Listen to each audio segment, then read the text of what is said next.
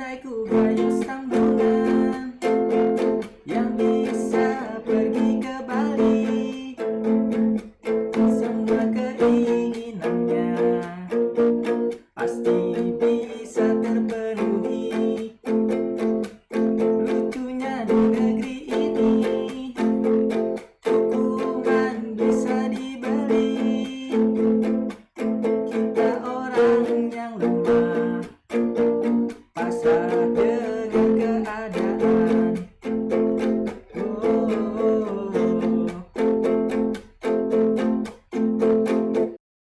Halo patriot bangsa. Korupsi. Ya, kita sudah tidak asing lagi dengan kata-kata ini. Ini adalah penyakit lama yang sudah menjangkit bangsa Indonesia sejak dulu kala. Bicara soal korupsi. Korupsi ini berasal dari bahasa Amerika Latin, yaitu adalah corruptio atau corruptus kalau dari bahasa Yunani. Yang berarti itu adalah kerusakan, kebobrokan, dan kebusukan. Korupsi ini merupakan kejahatan yang luar biasa, karena dampaknya itu tidak hanya pada satu individu atau sekelompok masyarakat saja, tapi kalau kita lihat, ini melingkupi seluruh masyarakat di Indonesia. Apalagi seringkali korupsi ini memiliki efek adiktif, ya, seperti layaknya narkoba ataupun rokok, ya. Karena orang yang sudah melakukan korupsi sudah menanamkan bibit-bibit korupsi, mereka cenderung terus-menerus lama-kelamaan ingin melakukan korupsi yang lebih besar sehingga akhirnya melakukan korupsi yang triliunan dalam skala nasional. Itu sangat merugikan. Nah, kerusakan yang terjadi akibat korupsi ini dapat juga menghasilkan efek domino dan seringkali dilakukan secara berjamaah, ya, dalam kurun waktu tertentu jika ada peluang maupun waktu yang cukup panjang. Nah, kita mengetahui bahwa ASN ini merupakan satu pekerjaan yang sangat rentan sekali untuk terjangkit virus korupsi, di mana ini sudah dibuktikan dari berbagai macam kasus di masyarakat, ya, terkait dengan penyelewengan dana publik maupun uang-uang pelicin, baik yang terekspos maupun yang tidak terekspos oleh media massa. Sudah bukan rahasia umum lagi kalau beberapa birokrasi itu terkenal dengan adanya praktek uang pelicin ini. Sampai hari ini kita masih menemukan beberapa praktek seperti itu di masyarakat. Dan tentu saja modusnya dapat berevolusi, ya, pada setiap era, tergantung daripada celah yang ada pada sistem baru tersebut. Istilahnya kalau seorang ilmuwan itu mereka memiliki celah untuk inovasi, untuk para koruptor mereka selalu punya celah untuk berbuat kejahatan. Karena kejahatan yang terstruktur ini akan sangat sulit dikalahkan oleh keadilan yang apakah korupsi sedikit-sedikit saja itu tidak berdampak. Betulnya hal-hal sepele yang dikorupsikan itu mungkin bisa jadi berdampak luar biasa pada masyarakat banyak. Contohnya ini seringkali kita mendengar adanya masalah birokrasi. Contoh adalah pembangunan jembatan yang awalnya telah disetujui dengan kontraknya dengan budget tertentu. Agar mendapatkan keuntungan, pihak penyelenggara itu menurunkan spek tertentu. Mereka juga bisa melakukan markup dari harga barang, dan pelaporan dari anggarannya itu tidak sesuai dengan proposal yang diajukan, gitu. Beberapa prosedur mungkin dilupakan, ya, ketika adanya potensi bencana dan analisis dampak lingkungan itu tidak diperhatikan. Selain itu mungkin saja adanya commission fee jika proyek tersebut itu memang berhasil memenangkan tender tersebut. Akibatnya apa? Karena ketidaksesuaian dengan spek dan kualitas yang dibutuhkan itu, serta tidak adanya analisis dampak lingkungan maupun analisis potensi bencana, maka jembatan tersebut sangat mungkin untuk melukai orang yang lewat. Karena suatu saat mungkin saja itu bisa roboh. Bibit-bibit korupsi itu dapat menumbuhkan pohon korupsi yang lebih besar dengan daun-daun yang lebih banyak. Istilahnya kalau kita sudah jago dan mahir. Dan korupsi pasti kita memiliki cabang-cabang tertentu yang sudah kita ketahui bisa membantu kita untuk korupsi. Nah, selain itu ini juga bisa menyebabkan efek domino berbagai aspek. Di sini saya contohkan ada 4 dampak korupsi, di mana pertama adalah tingkat kriminalitas yang tinggi. Ini diakibatkan banyaknya pengangguran karena negara tidak mampu membiayai dan buat lahan pekerjaan bagi para masyarakat. Nah, kemudian pelayanan publik itu juga bisa memburuk akibat pegawainya itu tidak memiliki integritas yang tinggi, ya, atau banyak pegawainya yang terkena kasus sehingga ASN yang melayani itu tidak cukup pada daerah tersebut. Kemudian ketiga, terhambatnya pembangunan, di mana pembangunan ini pasti membutuhkan uang, dan uang yang seharusnya digunakan itu malah masuk ke kantong pribadi, ya. Ini jahat sekali. Yang terakhir adalah tentu saja dengan kita melakukan korupsi seiring dengan negara yang tidak mampu memiliki budget, maka negara tidak akan mampu untuk menyediakan kesejahteraan bagi para masyarakatnya, tidak memiliki uang, sehingga tentu saja ini akan menghasilkan kemiskinan yang merajalela. Nah, mirisnya lagi bro, pemberantasan korupsi ini nggak berjalan dengan baik, ya. Kalau sebetulnya penegakan hukum kita masih lemah seperti ini. Jadi kalau kita dengar dari beberapa fakta yang ada di lapangan bahwa hukum masih bisa dibeli di Indonesia ini. Kita akui bahwa banyak koruptor di Indonesia ini yang justru masih bisa tersenyum, ya, saat tertangkap oleh KPK. Terasa mereka tidak berdosa. Selain penegakan hukum yang tidak tegas ini dan tidak adil, kadang itu hukuman yang diberikan oleh para koruptor ini dirasa belum memberikan efek jera kepada mereka.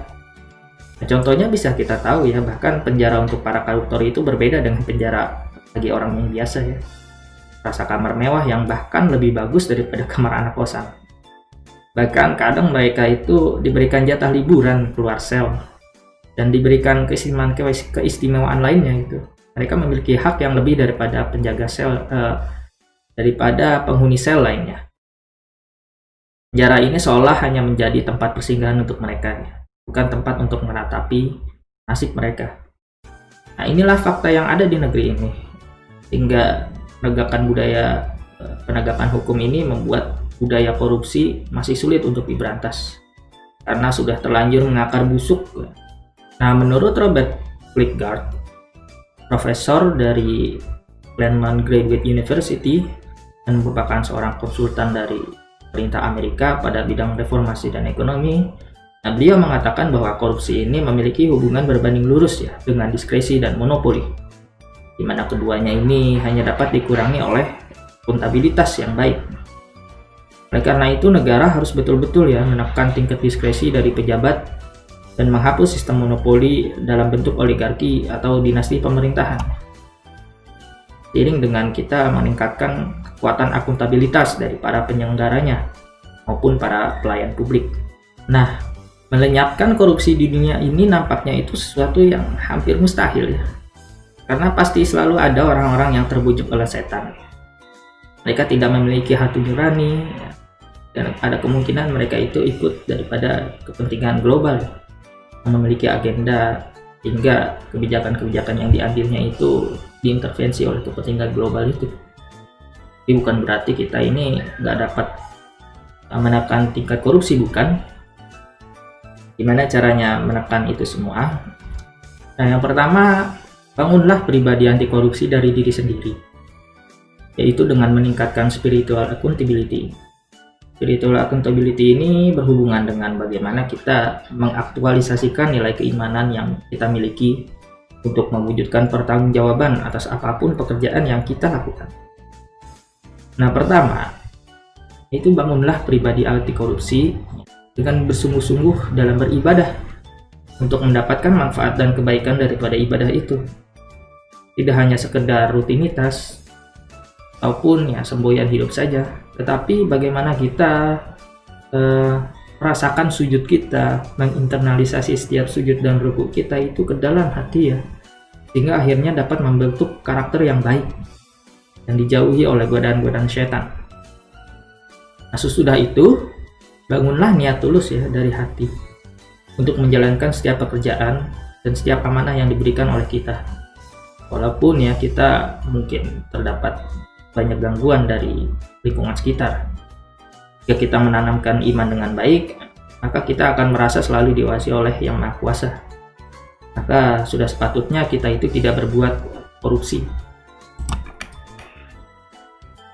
Kemudian perbaikilah visi dan misi hidup kita. Apakah kita itu hanya untuk kesenangan dunia saja, mendapatkan harta, tahta, wanita, atau kita ini ingin mencapai yang lebih berharga dan lebih jauh daripada itu, adalah kehidupan akhirat yang abadi. Nah, untuk mewujudkan hal itu semua, maka jalanilah dengan segala usaha atau ikhtiar yang terbaik ya. Jangan merasa kalau kebaikan itu sia-sia, tapi justru menjadi whistleblower jika memang berada pada sistem yang korup itu. Nah, kemudian tanamkanlah tunas integritas secara mendalam, sehingga karakter pribadi kita ini akan tangguh bila menghadapi tantangan atas segala kecurangan-kecurangan yang mungkin terjadi di depan. Jadi peran tunas integritas ini penting ya. Antara lain itu pertama adalah menjadi jembatan masa depan kesuksesan organisasi, ya mereka menjadi kumpulan orang yang terdepan ya untuk memastikan tujuan organisasi itu tercapai. Kemudian kedua, kita membangun sistem integritas, berpartisipasi aktif ya dalam pembangunan sistem integritas tersebut, sehingga semua peluang korupsi dan berbagai penyimpangan atau kecurangan itu dapat ditutupi atau dihindari. Kemudian yang terakhir adalah mempengaruhi orang lain ya, khususnya mitra kerja kita untuk dapat bekerja dengan integritas yang tinggi. Nah, selain itu, dengan adanya bentuk pertanggungjawaban seorang ASN ya atas pekerjaannya, yaitu adalah akuntabilitas, maka tentu setiap ASN itu wajib untuk memaksimalkan segala alat akuntabilitas yang disediakan oleh sistem ya. Jika akuntabilitas seorang PNS itu dipenuhi, maka harusnya seluruh kegiatannya itu akan terkontrol dengan baik, dengan transparansi yang akan selalu terjaga. Sehingga ini bisa meminimalisir ya celah-celah dari tindak korupsi yang terjadi di lingkungan ASN tersebut. Selain itu, perlu kita tanamkan nilai-nilai anti korupsi secara mendalam. Dan ini tidak hanya kita pahami secara tekstual saja, tapi betul-betul diaktualisasikan. Nah, sebetulnya terdapat 9 nilai-nilai anti korupsi ini ya menurut KPK, yaitu pertama adalah jujur, kedua peduli, 3 mandiri, 4 disiplin, kelima bertanggung jawab, keenam bekerja keras, ketujuh sederhana, kedelapan berani, dan terakhir adalah adil. Yang terakhir yang paling penting tentu saja adalah kita harus bersatu melawan korupsi. Koruptor itu juga mereka melakukan korupsi itu dengan berjemaah ya. Untuk membersihkannya nggak mungkin ya kita menggunakan sebatang lidi. Batang lidi itu dapat mudah dipatahkan dan sulit untuk digunakan untuk memecahkan dedaunan yang berserakan. Jadi kalau kita gunakan banyak lidi, kita ikatkan dengan kuat, itu akan sulit dipatahkan, dan itu dapat digunakan untuk menyeret dedaunan yang banyak sekalipun debu. Bahwa satu organisasi itu dapat berada di ambang kehancuran kalau salah satu rekan mereka aja udah melakukan korupsi. Jadi ingatlah supaya tidak ada yang melakukan korupsi di antara kita semua, dan satukanlah visi kita supaya membentuk karakter ASN yang baik dan mendapatkan tujuan yang kita inginkan. Sekian pembahasan kita kali ini mengenai anti korupsi. Semoga teman-teman mendapatkan ilmu yang bermanfaat. Jangan lupa klik like, share, dan subscribe. Jangan lupa nyalakan bel notifikasi supaya nggak ketinggalan video-video menarik selanjutnya seputar Latsar CPNS 2020. Akhir kata, Assalamualaikum warahmatullahi wabarakatuh. Salam perjuangan merdeka.